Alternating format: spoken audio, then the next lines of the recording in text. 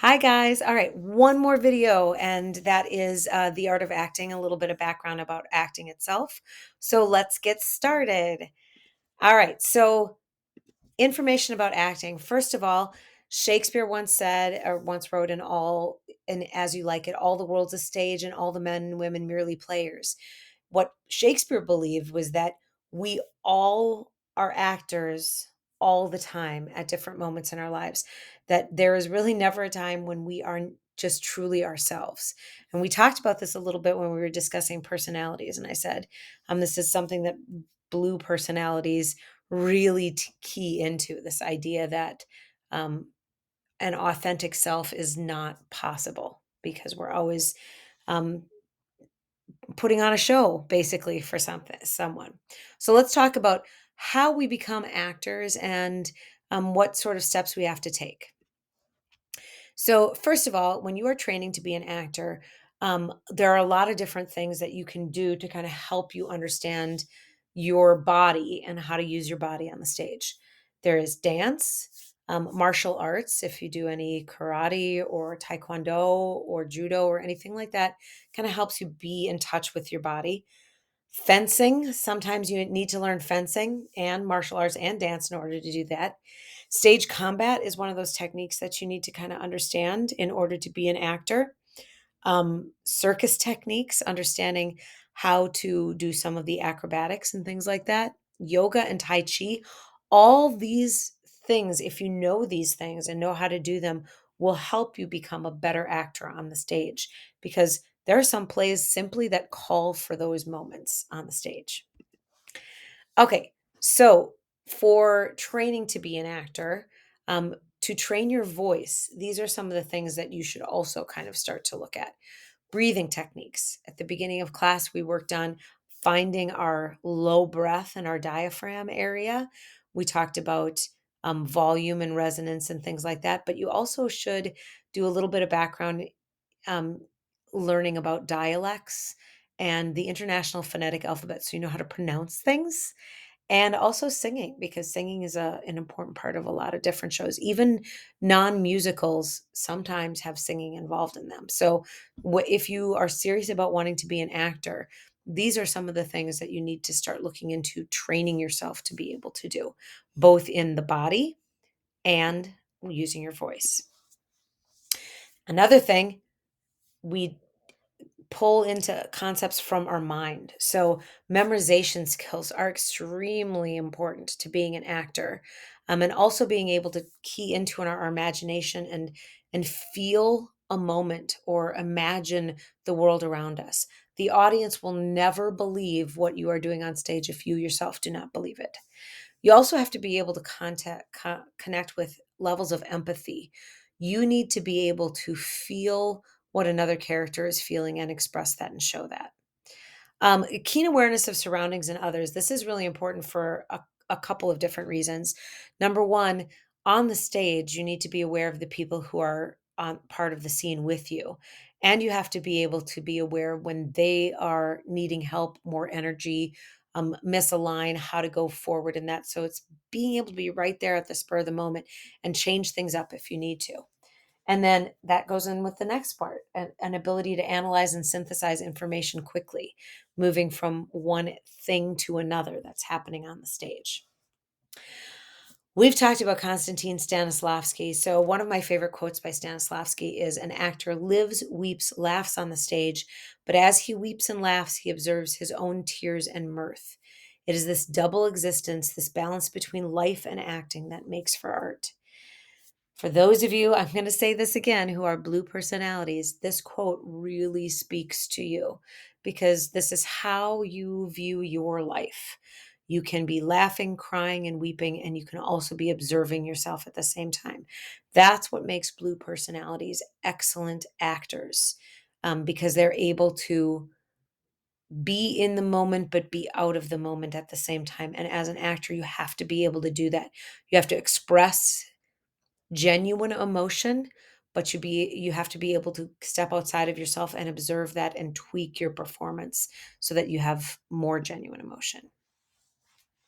Suzuki, Tadashi Suzuki, is actually one of the most famous.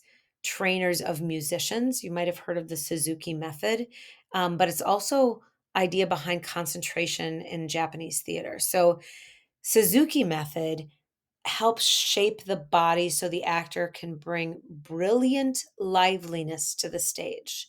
And it's really focused on movement and tiny details of movement, how an expression of our face or a movement of our hand or our leg or our arms kind of like can portray emotion and lead us to real emotion. We'll take a look at some Suzuki method if we have the opportunity, the time to do that. All right. So, acting techniques we all can use. So, number one, if you are acting in a scene and you are particularly energetic and excited that day, you as a person, but your character you're playing is tired and depressed, you have to figure out how to change how you feel to portray that on stage. So, either you take something from the outside, that is the script, and you internalize it, or you take something from inside of you, deep in your soul and your heart, and you try to figure out how to portray that onto the stage. So that involves a couple different things. A technical approach means that you're able to understand the way the body and the face looks when a certain emotion is being felt, and you're able to match that. But emotional memory is keying into your own true emotions that could be brought about by some of these events and putting both of those together in order to perform on stage. All right. Some things that we might talk about over time: empathy, being able to feel what another person is feeling. That's different than sympathy. Sympathy is being able to understand someone else's emotion. Empathy is actually feeling that emotion. So completely relating with the character and empathizing with them is very important in theater. The magic if kind of goes along with that. If this happened to me, how would I react? If this had been part of my background or part of my life, who would I now be as a character? That magic if is something presented by Konstantin Stanislavski, and it's something that has driven actors throughout time. That goes along with substitution, substituting your own past experiences for the character's experiences and figuring out how to portray that. All right.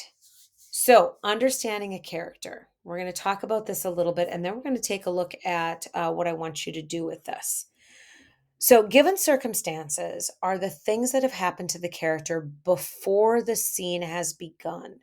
So, we kind of refer to that as backstory. So, what is their particular situation in the play? What are their specific problems? What are some of the things that limit them? And what are some things that they hope for? Understanding that about your character based on what it says in the script and also what you infer about that character is very important. Let me give you an example of that. So we have our first scene, homework, right? Where the two characters are coming together and they're doing their Romeo and Juliet homework for the first time.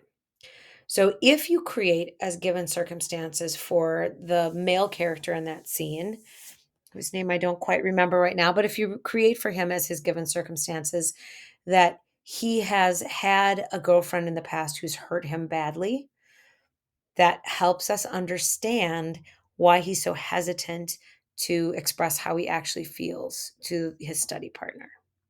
Does that make sense? Okay, so given circumstances, creating that backstory helps us understand the character more.